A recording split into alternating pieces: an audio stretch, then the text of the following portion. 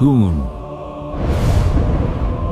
दोस्तों, कमल के घर में खुशी तो आई थी, पर वो खुशी अपने साथ एक अजीब सा सन्नाटा लेकर आई थी। कमल की पत्नी के चेहरे पर अब वो पहले वाली चमक नहीं थी, बल्कि एक अजीब सी खामोशी थी।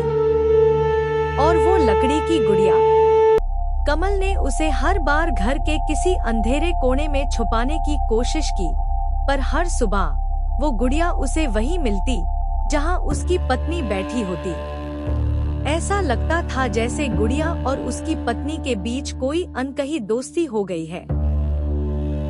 कमल, आप बार बार इस गुड़िया को मुझसे दूर क्यों ले जाते हैं? क्या आपको दिखता नहीं? जब ये मेरे पास होती है तो मियाँ पेट में पाल रहा बच्चा बिल्कुल शांत रहता है, जैसे वो अपनी बड़ी बहन की आवाज सुन रहा हो। बहन, पागल हो गई हो क्या तुम? वो सिर्फ एक लकड़ी का ढांचा है जिसे मैंने बनाया है। तुम समझ क्यों नहीं रही हो? जब से ये गुड़िया इस घर में आई है, मुझे रात को अजीब सी आवाजें आती है, जैसे कोई लकड़ी पर अपने नखून रगड़ रहा हो। वो आवाजें नहीं है कमल, वो तो लोरी, ललेबाय है। ये गुड़िया मेरे बच्चे के लिए गाती है। अगर आपने दोबारा ऐसी हाथ लगाया तो मुझसे बुरा कोई नहीं होगा। देखिए ऐसी कितनी मासूम है ये। कमल अब समझ चुका था कि उसकी पत्नी डायन के वश में हो रही है। उसने फैसला किया कि चाहे कुछ भी हो जाए, वो उस गुड़िया को खत्म कर देगा। एक अमावस्या की रात, जब पूरा गांव नींद की आगोश में था, कमल ने उस गुड़िया को एक काले कपड़े में लपेटा और भागते हुए उस जली हुई झोपड़ी की तरफ गया। उसे लगा था कि वो सौदा तोड़ देगा, पर डायन तो पहले से ही उसका इंतजार कर रही थी।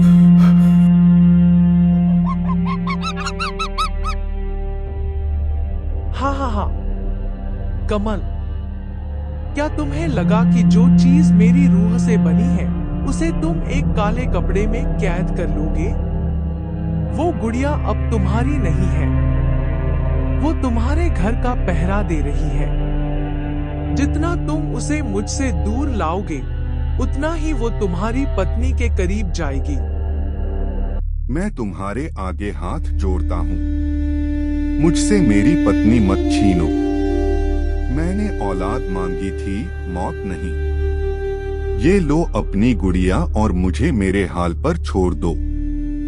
हम बिना बच्चे के ही खुश रह लेंगे। सौदा मिट्टी का खेल नहीं है कमल। जो लकड़ी की गुड़िया तुमने बनाई, उसने अब तुम्हारे बच्चे की जगह ले ली है। जब वो पैदा होगा, तब उसके बदन में खून नहीं, वही पुरानी लकड़ी होगी, और उसकी आंखें मेरी तरह लाल होंगी। हाँ। कमल के पैरों तले जमीन निकल गई। वो बिना पीछे देखे अपने घर की तरफ भागा। दूर से ही उसे अपने घर से एक अजीब सी नीली रोशनी निकलती दिखी। दरवाजा अपने आप खुल गया और घर के अंदर का मंजर देखकर कमल की चीख निकल गई। उसकी पत्नी बेहोश थी और वो गुड़िया अब वो आकार में बड़ी हो चुकी थी। पापा, आप आ गए। देखिए, माँ कितनी थक गई है। अब आप मुझे गोदी में नहीं उठाएंगे? अब तो मैं बिल्कुल वैसी ही हूँ जैसा आपने मुझे सपने में सोचा था। लाल आंखें और लकड़ी का शरीर। नहीं, तुम मेरी औलाद नहीं हो सकती। तुम एक श्राप हो। भगवान के लिए कोई मेरी मदद करो। ये क्या हो गया मुझसे?